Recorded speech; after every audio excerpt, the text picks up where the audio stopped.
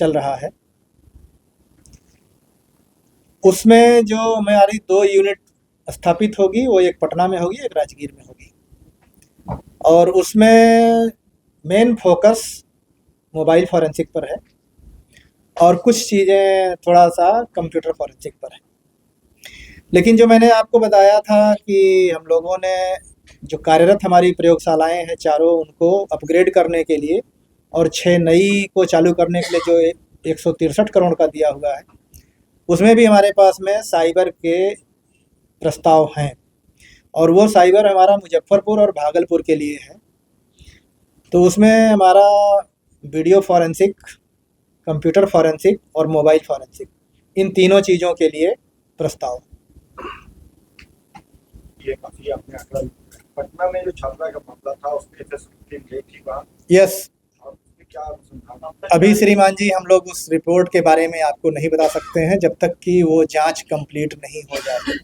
अभी वो जांच का मामला है और जांच का विषय है, तो जब तक पूरी जांच नहीं कंप्लीट हो पाएगी तब तक हम लोग उसके बारे में आपको कब गई? सर कब आती है रिपोर्ट ऑफ रिपोर्ट, कितने दिनों में आती आप मान सकते हैं कि अगले 3-4 दिनों में कंप्लीट हो जाना चाहिए। है? उसमें होगा ना सर, कितने दिनों में ऑफिशियल की रिपोर्ट आ जाती है? डीएनए की रिपोर्ट आने में टाइम लगता है और जो हमारा रिसोर्स है, जितना हमारे पास में इक्विपमेंट्स हैं, उन सबको देखते हुए जो मैंने समय बताया, करीब 5 दिन 6 दिन लगेगा। सर 8 को गई थी हॉस्टल, 9 को गई थी, 10 को कब गई थी? मुझे तो इस बारे में स्पष्ट नहीं एकदम है कि वो 8 में गई थी कि 9 गई थी, ये मैं नहीं बता पाऊँगा आपको।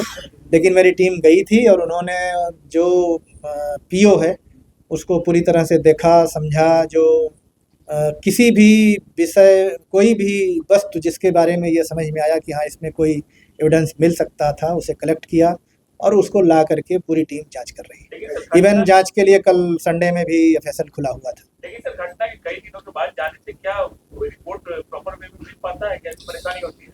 देखिए इसमें अलग अलग चीज़ें हैं, कुछ चीज़ें ऐसी होती हैं जो समय के साथ में निसंदेह क्षरण होता है, उनमें डिके होता है, लेकिन सभी चीज़ों में ऐसा नहीं होता है।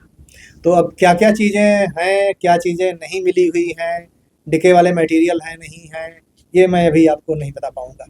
सीआईडी भी अपने तरफ से अनुसंधान कर रही है, जानकारियां सूत्रों से मिल रही है कि 3 लोगों आप को इसमें 2 तरह की बात देखेंगे कि सीआईडी में एक कमज़ोर वर्ग भी विंग है, मतलब हम ही लोगों का विंग है, तो ऐसे मामले वो कमज़ोर विंग के लोग देखते हैं। एडीजी साहब खुद पीओ पर गए थे और उन्होंने मामले के अनुसंधान